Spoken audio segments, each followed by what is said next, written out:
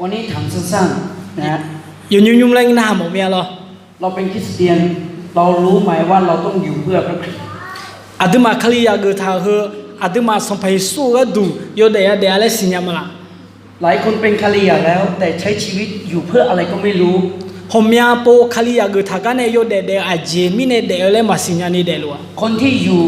อย่างมีชีวิตอย่างไม่รู้ว่าอยู่เพื่ออะไรนี่ไม่มีเป้าหมายไม่มีความหวัง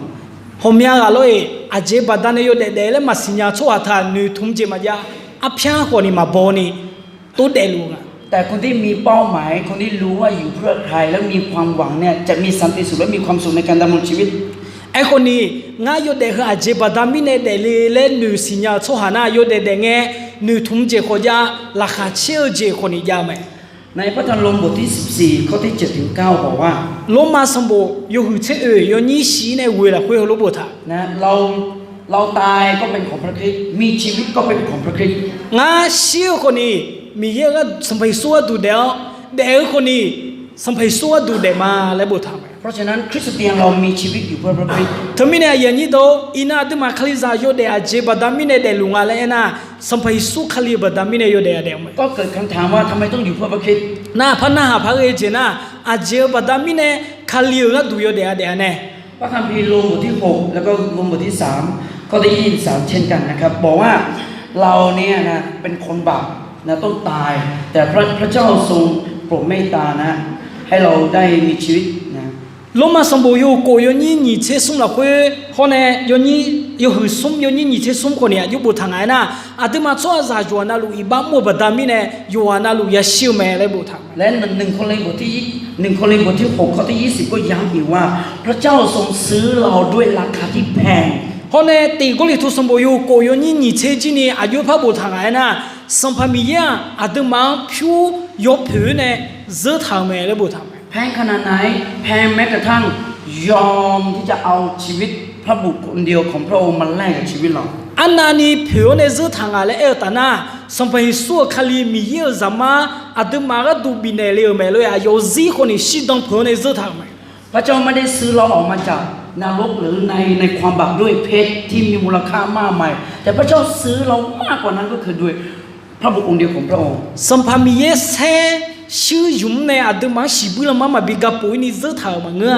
ไอ้คนนี้สัมภาระสู้จีในอาตมาเจอทางไหมพี่น้องครับเพราะฉะนั้นเราถูกซื้อแล้วรถเราซื้อแล้วเป็นของเราใช่ไหมทำไมเนี่ยอย่างนี้โดอินาอาตมาบิเจอทางอาตมาโลล้อเจอไงเจอเจ้าตานะอาตมาโลเปล่ามงามีที่ไหนซื้อรถแล้วยังเป็นของบริษัทอยู่อาตมาเจอเจ้าตานะบริษัทโลมาพังเงือไหมเป็นชื่อเราเป็นของเราพระเจ้าซื้อเราแล้วเพราะฉะนั้นในกรรมสิทธิ์ในชีวิตของเราเป็นกรรมสิทธิ์ของพระเจ้าไม่ใช่เราอาตมาเนี่ยเจอเจโลอาตมาชมยังอาตมาละคุยยาโลดูเลยอินเอาสัมภาระอาตมาไปเจอเจบัดามิเนี่ยอาตมาโมโตอาตมาหนึ่งครั้งอาตมาหนึ่งฮันเดโมโลมายาเดงาเลยทำไมต้องอยู่เพื่อพระคริสต์เพราะพระเจ้าซื้อเราไปแล้วเราเป็นของพระเจ้าอาเจมิเนี่ยสัมภาระสู้ดูยาเดงานะมีเยอาตมาเจอบัดามิเนี่ยอาตมาสัมภาระสู้คลียดูยาเดียเดียวไหมแล้วอยู่ยังไงถึงเรียกว่าอยู่เพื่อพระคริสต์น่าอยู่ยาเดียเดียวเนี่ยมิชามีเยอะดูเดงาเลยส่งไงนะกินมีชีวิตไปวันๆใช่หรือไม่ฮะเดโมเดฮะจามโมจาละไม่ใช่นะครับมังเงือเลยในพระคัมภีร์บอกเราใน4อย่างนะครับอย่างละ20 วินาทีจะลีเจอาตมาเป็นเนี่ยท่านะทีนี้ผมอยากให้หัวข้อว่าอยู่ยังไงอยู่ถึงเรียกว่าอยู่เพื่อพระคริสต์เรียกว่าอยู่อย่างที่พระองค์ทรงพอพระทัยยศเดมีเยอะดูยศเดเดียวอยู่ยังไงนะมีเยอะนึกชาเนื้อเชี่ยวเลยยศเดเด้งอ่ะถ้าเราบอกว่าเราอยากจะอยู่เพื่อสลาเนี่ยเราต้องฟังสลาว่าสลาต้องการให้เราทำอะไรยศจิมจิจะในเที่ยวลนะงั้นสลาก็ดูยศเดมาเลยตานะสลาจิเลงเงาสลาจิจงเลยงาเลยอยากจะชมเมื่อเราบอกว่าเราจะอยู่เพื่อพระคริสต์เราต้องฟังว่าพระเยซูต้องการให้เราทำอยู่ยังไงเฮ้ยรวยตัวนี้อินาดูมาสัมภาระสู้ดูยศเดมาเลยตานะสัมภาระสู้ดูมายศเดอายุปีเดมงาเลยดูมายาสันเดียวไหมเพราะฉะนั้นอยู่อย่างที่พระองค์ทรงพระทัยมีเย็นนึกชาเนื้อเชี่ยวเลยยาเดียวมัทธิวบทที่5ข้อที่48บอกว่าอยู่อย่างบริบูรณ์ตามที่พระองค์ทรงบริบูรณ์มาเที่ยวหึงอ่ะยนี่เที่ยวท่าสัมภาระมีเย็นเบียงโลรวยดูมาจีนี่เบียงโลเราคุยยศเดียวพระเจ้าบริบูรณ์อะไรบ้างมีเย็นเจียเบียงโลไงนะบริบูรณ์ด้วยบริสุทธิ์อายุอ่ะยมือยศโชเราคุยเดียวไหมพระเจ้าไม่มีที่ตำหนิเธอมีเนี่ยฮะเดลเลยข้ามายา ในประวัติศาสตร์กี่หมื่นกี่ล้านปีที่ผ่านมากี่ไม่ว่าในพระคัมภีร์ตั้งแต่ปฐมกาลจนถึงตอนนี้พระเจ้าไม่เคยกลับคำ เจอละอามีโหอามีลาอามีพังโหคนนี้มีเย็นเอธาดอเธอที่จงมาปูมาพลา พระเจ้าไม่เคยโกหก มีเย็นจำยอมมาเมียหั พ ว ระเจ้าไม่เคยทำบาป มีเย็นอีบ้าหมงหัว บริบูรณ์ด้วยบริสุทธิ์ เบียงโลละคุยมือโชละคุย พระเยซูบอกว่าอยู่ให้เราอยู่เหมือนพระเจ้าอย่างบริบูรณ์ เธอมีในสมัยสู้เออดึมามีเย็นดูนี่อยู่เด็ดชอ พระเจ้าบริบูรณ์ด้วยความรัก มีเย็นเบียงโลเวกาจะเบียงไหม อาดัมเอวาหันหลังพระเจ้าพระเจ้ายังเย็นเสื้อผ้าให้มันใส่ ดาวเนี่ยไอ้ว่าอายงเลี้ยวเนี่ยมันน่าหาคนนี้มีเย็นอายุเนี่ยมีช่วยบิดุมขาวพักกูเนี่ยบิดุมไหม เพราะฉะนั้นเราก็ควรจะเต็มไปด้วยความรักดังที่พระองค์ทรงสั่งเรา เธอมีในอินาดึมาจีนี่เวกาจะมีเย็นเนี่ยบิเบียงและเอโลเบียงพาเกม ถ้าอย่างนั้นพระองค์ทรงพอพระทัย เธอรู้ไหมนะมีเย็นหนึ่งฉันเนี่ยเชื่อไหม แต่ที่สอง นี่เจที่เจ มัทธิวบทที่16ข้อที่24 มาเทสมบูรณ์เช็คโกยนี่เชื่อ พระทัยของพระเยซูคือบอกให้เราแบกไม้กางเขนตัวเองเดินตามพระองค์มา จะลีเราคุยบูธาตะคนละยาบ้าในช่องเทล่าเลยเอาไหม เราทุกวันนี้แบกอะไรเดินตามพระองค์อยู่ อินาเจพีในช่องเทลัวดึมา นะเดินหลายคนเนี่ยแบกความโลภหลายคนเนี่ยแบกแสวงหาแต่เงิน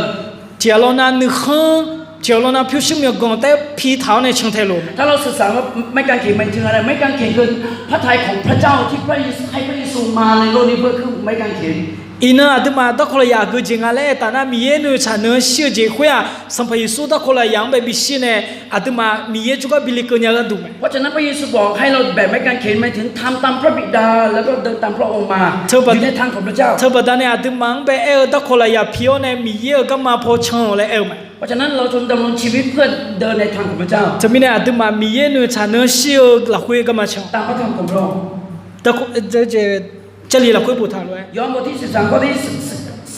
34ถึง35บอกว่าอยู่ยันเป็นน้ำหนึ่งใจเดียวกันในพระคริสต์ ยูอาสมบูรณ์ที่สุ่มโยนี่สุ่มเชื่อเนี่ยสุ่มเชื่องานละคุยน่ะมีเย่ละคุยหนึ่งมาที่กูรู้กุมในโยเดียว ถ้าเราบอกว่าเราอยู่เพื่อพระคริสต์ในคริสตจักรไม่ควรมีการแตกแยก อินาดึมาคลียาล้อมีเย่ก็ดูเดมาคลีก็ดูเดมาเลยแต่น่าเปียอิชาอิจิมายาบิยา อย่าอิจฉาริษยากัน ที่อาชีพมีอานาจิมายาบิยา ทุกคนจงลุกขึ้นมาตามกำลังตัวเองรับใช้พระเจ้า ยูอานาลูทุลาเนี่ยยูฮากะฮะรวยมีเย่ก็ดูกันมั้ง ไม่ต้องแข่งกับคนอื่นว่าเขาทำดีฉันต้องทำดีกว่าเขา คือว่านานี่มือยังไงอยู่น่ามาเชื่อมือเลยตู้ทาง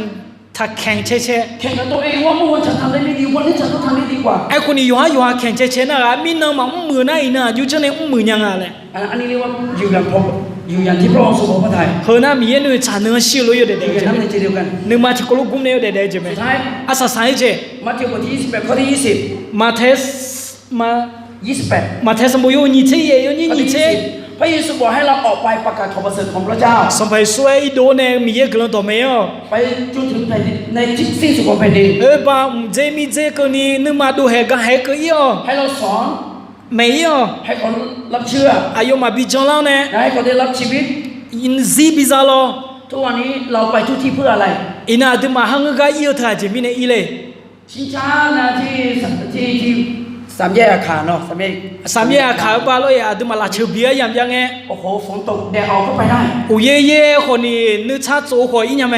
แต่สลาบอกว่าไปรับใช้ด้วยกันแต่ที่นี่เองที่นี่ไปเยี่ยมสมาชิกสลาวันนี้มีธุระ ไอ้คนนี้สลาโอชนเนี่ยไปมีกังมุยมากว่าชั่วเทียนนั่งอ่ะหอยมาเนี่ยโอสลาอินมาดังยาเลยเอ็มเลย นะไปเที่ยวที่ไหนนี่ไปเป็นฝูงไม่ต้องมีสลาชวนนะมาชวนสลาเอง ดอเดกายนะโอ้ทีอับบามาเนี่ยดอเดกายเมลเลยสลาจิสลาเนี่ยบิคูมาลัวสลาพักคูลาจิดอเดกายมาเลย ไปรับใช้พระเจ้าสลาไปชวนไม่ไป ไอ้คนนี้สลามีกังมุยมาชวนแล้วน่ะมาล้างอาเจเลย เราอยู่เพื่อพระคริสต์อย่างไรล่ะ เธอบัดดามิเนี่ยเขาลูกเอตนาดึมามีตัวยุดเด้งอ่ะ เพราะฉะนั้นฝากไว้นะครับ เธอมีเนี่ยเฮมียเตยยุ่ยเนี่ยมา เราบอกว่าเราอยู่เพื่อพระคริสต์เราต้องฟังว่าพระองค์ต้องการอะไรไม่คิดที่พูดไปสี่อย่างนี้พระเยซูพูดด้วยปากตัวเองนะ เธอมีเนี่ยอินาดึมาสัมภาระสู้ดูยุดเด้มาไอ้ตนาอุเสเอหน้าสัมภาระสู้เนี่ยเงยท่าดออุดอปิวไหม พระเจ้าอวยพรครับ ย้อนนามีบทสารเลย ทำได้แล้ววันนี้